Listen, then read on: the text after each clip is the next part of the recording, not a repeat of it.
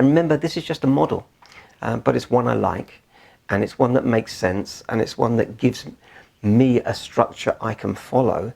And so far, this has been uncannily accurate for me and throughout my life. So the energy levels, which start at 0, which indicates death, or you might say the absence of life energy, and they rise up to 600, which represents the transition away from the fearful ego sense of self with a small s to alignment with your higher self, or your spiritual self, or the self with a capital S, which of course is based in love, trust and optimism, rather than fear, doubt and control, which, as you know, can be very, very exhausting.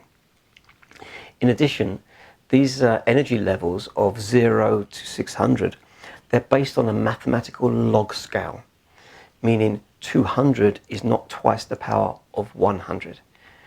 What it means is 100, it's 100 to the 10th power, which means it's 10 times 10, 100 times, whereas 200 is 10 times 10, 200 times. So it's each sort of doubling of the number is almost incomprehensibly more powerful. So each step up through these levels of consciousness indicates an enormous increase in the energy available to you from nature's energetic attractor fields.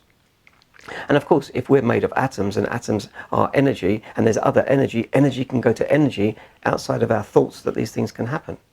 Okay?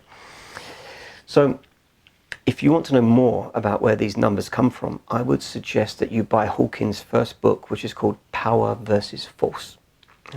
And Hawkins states that below 200, an individual within those negative fields, their thoughts will default to victim mentality perspectives, causing them to try to force things to happen. Like a depressed person having to force himself to get out of bed. The anxious person has to force others to reassure them, or they have to control others so that they don't get upset themselves. And this forces them to use lots of energy when not much energy is available to them in the first place. Whereas from 200 upwards, there's no need to force anything, because it's very powerful to just love and accept, as opposed to fearing and controlling. It's very powerful to be optimistic. It takes no energy. People say, yeah, I think that'll work, let me give it a try. And it's very powerful to not take personally what others say or do to you, because actually that's their problem, not yours. Why do you need to make it your problem? So at the higher level, you're not having to force anything to be a certain way for you to feel okay. You are choosing to feel okay regardless of what happens to you or around you. Can you see how these new ways of functioning, they hardly use any energy? Plus, you're also residing in a more positive energy field of higher energy due to your thought patterns, should you need to draw more energy in to help you to take action. Those of you who are interested in the law of attraction, you'll see from this model why it works so much better for those with positive conscious mindsets above 200, as they already have access to these higher energy attractor fields, which may then be used to energize their intentions.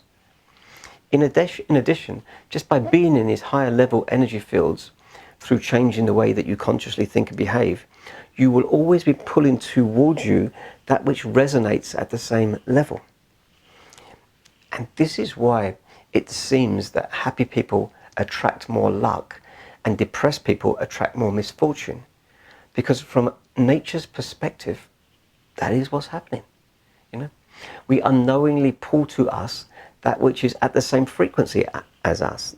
Therefore, it makes sense to rise up through the levels by changing our conscious awareness, by having positive intentions, and by venting trapped trauma out from within us.